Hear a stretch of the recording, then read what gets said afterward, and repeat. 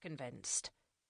"I'm not suggesting you go globe-trotting, but some time outside of the estate would do you good. Do you ever think about going back to your office?" I shook my head. I had too many plates spinning to be hopping from one location to another. Here at Rooksmont Castle, I could be who I needed to be and do everything I needed to do. I was Angelica Morgan, who operated a philanthropic trust under billionaire Reginald Hounson. I was Angelica Morgan, the face of Morgan's Murder, an online community activism group. I was Caroline Bain, who offered advice to people who sought her guidance. Most importantly, though, I was the Morrigan. Goddess of War. I was still getting used to both the idea and the feeling of having her full power within me. As I mused in silence, I realized something. It's almost been a year since I visited Gran and learned about all of this. I waved at nothing in particular. Everything around me was a product of becoming the Morrigan, even my friend sitting across from me. Without finding him, much of what I had learned would not have come to my attention.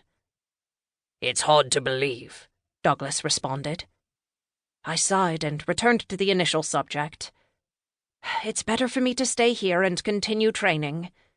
Shug, the druid, was teaching me about my power and the magic in the land. Ted Singh, my bodyguard, taught me how to use my body and fight with weapons to the best of my ability.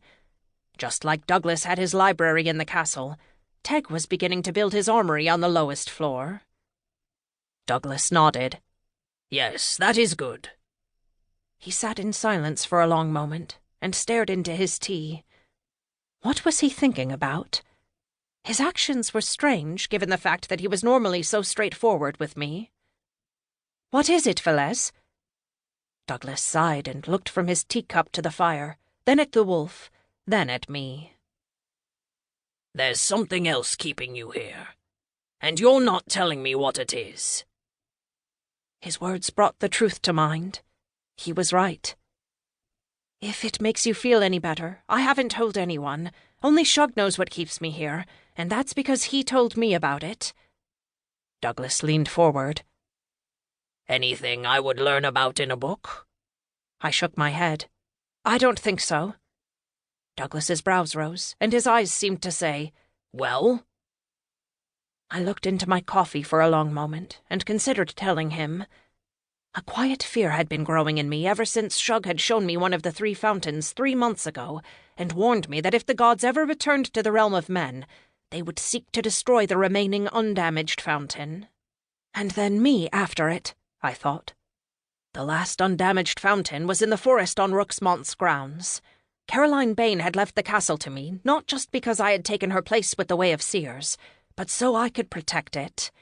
There was only so much a druid could do to protect the ancient magical fountain against the gods. Someone with godlike power would be needed too. Someone like me. What bothered me most was that I had no damned clue what the fountains did or what destroying them would mean. Shug knew, to an extent, but the likelihood of him sharing anything with me when I wanted it was very low. I would have to wait to find out. Once again, time tested me. I had to practice patience and hope everything turned out the way it was supposed to. I gathered my courage.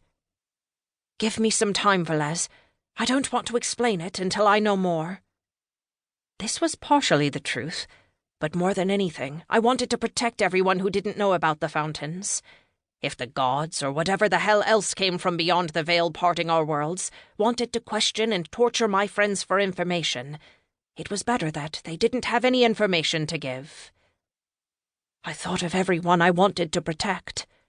My mother, Helen Morgan, my friends Douglas Velez and Ted Singh, my boss Reginald Hounson, and my colleague Natalie Kimber. I wanted to protect everyone who lived in my home and those who came to see me as Miss Bain. I wanted to protect my dear friend Simon Lorne.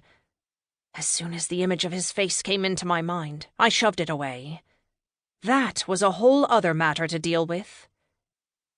Douglas finished his tea and rose from his seat. "Whenever you're ready, Morgan." His gentle smile was reassuring. "I'm here to help." I smiled back. "I know, Velez. I can always count on you." A moment later,